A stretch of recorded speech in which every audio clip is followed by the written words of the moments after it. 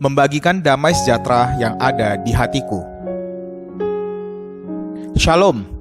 Inilah salah satu sapaan atau salam yang sering diucapkan oleh orang-orang Kristen ketika bertemu dengan sesama saudara seiman. Bahkan sekarang salam ini seakan seperti sebuah salam yang khas bagi orang Kristen. Budaya menyapa orang lain dengan shalom ini berasal dari kebiasaan orang Israel atau orang Yahudi. Mereka tidak akan menyapa saudaranya dengan selamat pagi, halo, apa kabar, atau sudah makan, seperti sapaan atau basa-basi yang sering kita ucapkan saat bertemu dengan orang lain.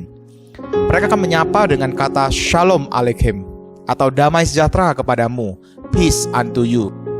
Sapaan ini bukan hanya sekedar basa-basi, tapi juga berisi doa agar Tuhan juga melimpahi saudaranya dengan damai sejahtera. Damai sejahtera adalah sebuah pengajaran Alkitab. Allah memberkati orang-orang yang dikasihinya dengan damai sejahtera. Dalam pemahaman orang Israel, damai sejahtera adalah sebuah paket lengkap berkat Allah yang meliputi keseluruhan hidup dari umat Allah dalam kaitannya dengan relasi antara Tuhan dengan umatnya. Tradisi menyapa kata shalom ini memang tidak diajarkan oleh Yesus secara langsung, tetapi Yesus juga menyapa murid-muridnya dengan salam damai sejahtera bagi kamu. Salam ini Yesus sampaikan ketika ia menjumpai mereka setelah ia bangkit dari kematian. Murid-murid Yesus dipanggil untuk menjadi orang yang membawa dan menciptakan kehidupan yang penuh dengan damai sejahtera di dunia ini. Karena mereka telah terlebih dahulu merasakan shalom dari Allah. Oleh karena itu Yesus berkata, berbahagialah orang yang membawa damai karena mereka akan disebut anak-anak Allah. Berbahagialah orang yang membawa damai karena mereka akan disebut anak-anak Allah. Kata membawa damai diterjemahkan dari asal kata dalam bahasa Yunaninya yang berarti menciptakan kedamaian.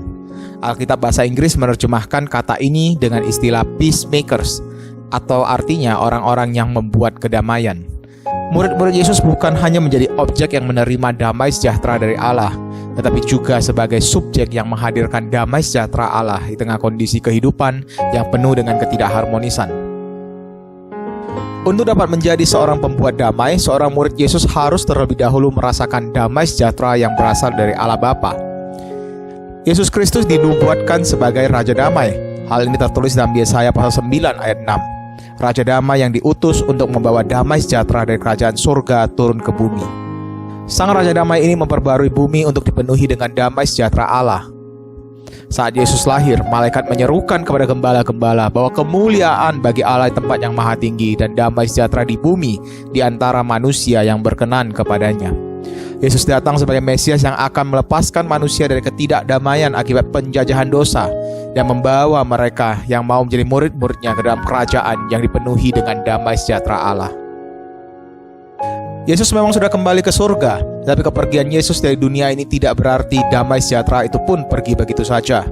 Yesus mengatakan bahwa ia meninggalkan damai sejahtera surgawi kepada murid-muridnya. Damai sejahtera ini dihadirkan melalui kehadiran Roh Kudus dalam diri murid-murid Yesus.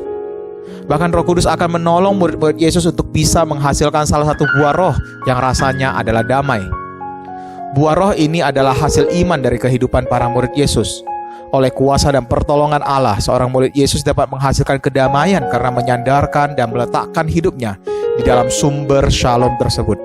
Damai sejahtera inilah yang akan dibawa para murid Yesus untuk memberkati dunia dan membawa dunia kepada Sang Raja Damai. Pertanyaannya sekarang, jika Allah adalah Sang Damai Sejahtera itu, mengapa kehidupan di dunia ini dipenuhi dengan kekacauan? Bukankah damai dan kacau itu adalah dua hal yang saling berlawanan? Ya benar, Alkitab memuat kira-kira 400-an penyebutan langsung kata damai dan beberapa kali deskripsi tentang makna implisit dari kedamaian. Alkitab dibuka dengan penggambaran yang dipenuhi dengan damai sejahtera Allah dan ditutup pula dengan kondisi yang sama. Namun ketika kita beralih ke halaman yang memuat kisah manusia di Taman Eden, kita akan menemukan masalahnya di sana. Manusia telah jatuh ke dalam dosa. Awalnya manusia mengira dirinya akan dapat menandingi Sang Damai Sejahtera itu, tetapi ternyata buayan si iblis itu justru membawa manusia meninggalkan dan putus hubungan dengan Sang Shalom itu. Dosa tidak membawa manusia kepada kehidupan yang lebih baik, tetapi justru membawa manusia kepada berbagai penderitaan, susah payah, kelelahan, perseteruan, iri hati, segala macam perbuatan jahat, sakit penyakit, kutuk, bahkan hukuman mati. Manusia yang memilih untuk menjauhkan dirinya dari Sang Damai Sejahtera Namun di dalam kasih anugerahnya, justru Allah mengutus Sang Raja Damai, Yesus Kristus, kepada manusia berdosa. Namun untuk menikmati shalom itu, masalah utama yang menghalangi keterhubungan manusia dengan Sang Damai Sejahtera itu harus diselesaikan. Penghalang itu adalah dosa. Problem dosa hanya bisa tuntas dengan darah yang harus tercurah untuk membersihkan hati manusia. Darah Kristus membasuh hati yang busuk dan memenuhinya dengan damai sejahtera dari Allah. Dengan demikian, semua orang yang mau menerima damai sejahtera dari Allah itu akan diangkat menjadi anak-anak Allah untuk dapat merasakan paket shalom yang lengkap itu bersama-sama dengan sumber damai sejahtera itu sendiri. Damai sejahtera Allah itu bukan hanya dapat dinikmati nanti ketika kerajaan surga datang dalam kegenapannya saat Yesus kembali untuk kedua kalinya. Tetapi damai sejahtera itu sudah dapat dinikmati oleh kita sekarang ini ketika kita mengambil komitmen sebagai murid-murid Yesus. Di saat seorang menghampiri tahta kerajaan Allah dengan penuh kemiskinan rohani, mengaku segala pelanggaran dan dosanya, dengan penuh penyesalan dan kerendahan hati, serta memohonkan belas kasihan dari Allah untuk mengampuni kita. Di saat yang sama, Allah memberikan damai sejahtera dan membanjiri hati kita dengan damai sejahtera itu. Coba kita ingat-ingat kembali ketika pertama kalinya kita menerima Kristus. Bukankah pada saat yang sama rasanya hati kita dipenuhi dengan damai sejahtera? Namun, hari demi hari mengikuti Yesus, mengapa seolah-olah damai sejahtera itu hilang? Apakah Sang Raja Damai yang meninggalkan kita? Atau justru kita yang mencari damai-damai yang lain, kenyamanan-kenyamanan yang lain, sukacita-sukacita yang lain yang ditawarkan oleh dunia ini kepada kita? Di Yohanes pasal 14 ayat 27b, Yesus berkata, "Apa yang kuberikan, damai sejahtera, tidak seperti yang diberikan oleh dunia kepadamu. Jangan gelisah dan gentar hatimu." Dunia bisa menawarkan kepada kita damai-damai yang beraneka ragam, yang memuaskan hasrat dan nafsu kita. Kedamaian melalui uang yang banyak, perawatan spa yang nyaman, liburan yang mengasyikkan, hiburan yang bisa menghilangkan stres, obat-obatan yang bisa menenangkan pikiran kita, dan sebagainya. Damai-damai itu tidak akan tinggal tetap dalam hati kita. Damai-damai itu akan datang dan pergi begitu saja. Jika demikian, buat apa kita mencari kedamaian yang semu? Sementara harus bayar lagi. Damai sejahtera dari Allah diberikan secara cuma-cuma bagi setiap orang yang mau menerimanya. Dunia ini membutuhkan damai sejahtera yang diberikan dan ditinggalkan oleh Yesus. Tidak ada peace yang sempurna di dunia ini selain shalom dari surga. Jika saudara dan saya sudah menikmati shalom itu, setiap dari kita dipanggil untuk menjadi peacemaker, orang-orang yang menciptakan damai. Seorang anak pasti mewarisi sifat orang tuanya. Sebagai anak-anak Allah, seharusnya kita juga memiliki karakter damai sejahtera yang dimiliki oleh Allah. Oleh karena itu, jika Bapa yang melalui Kristus telah membawa shalom itu kepada dunia, sekarang adalah giliran kita untuk menjadi peacemaker yang membawa damai sejahtera itu kepada umat manusia di muka bumi ini. Para peacemaker kerajaan Allah harus siap untuk menghadapi kondisi ketidakdamaian, tidak berada pada zona yang nyaman.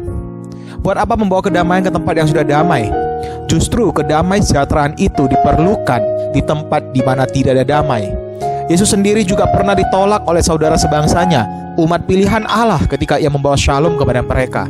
Yesus malah dicap sebagai troublemaker oleh pemimpin agama Yahudi, bukan seorang peacemaker. Dengan meneladani Yesus yang terus membagikan shalom dari surga itu walaupun ia ditolak, seorang murid Yesus juga harus siap untuk menjadi seorang pejuang yang membawa shalom dari surga walaupun dia dihina, dicerca karena dunia ini tidak percaya dengan damai sejahtera yang ditawarkan oleh kerajaan surga. Seorang murid yang telah menikmati damai sejahtera dari Allah akan menjadi orang yang positif, yang tidak menuntut kesempurnaan dari orang lain karena ia menyadari bahwa Allah menerima dirinya yang berkekurangan itu, dan Allah memperlengkapi hatinya dengan shalom. Murid-murid Yesus akan dapat melihat kebutuhan orang lain akan damai sejahtera, sehingga dengan rendah hati, hati yang lemah lembut, hati yang penuh kasih, ia akan menjadi sahabat yang membawa damai sejahtera bagi orang-orang yang ada di sekitarnya, bagi komunitasnya. Siapa yang tidak mau berteman dengan orang yang membawa damai? Sudahkah kita dengan kehadiran kita di keluarga kita, di sekolah, di kampus, di tempat kerja, di gereja membawa damai sejahtera Allah kepada dunia? Atau jangan-jangan kita sudah terlarut dalam damai yang diberikan oleh dunia dan malah kehadiran kita tidak lagi membawa damai sejahtera dari Allah? Malahan kita yang jadi tukang sebar hoax, tukang gosip, tukang mengejek, orang yang suka membuli, baik lewat tindakan kita maupun ketikan kita di media sosial. Seorang murid Kristus dipanggil untuk menjadi peacemaker, bukan troublemaker. Kita dipanggil untuk menjadi pembela bagi mereka yang ditindas dan tidak menikmati damai sejahtera itu.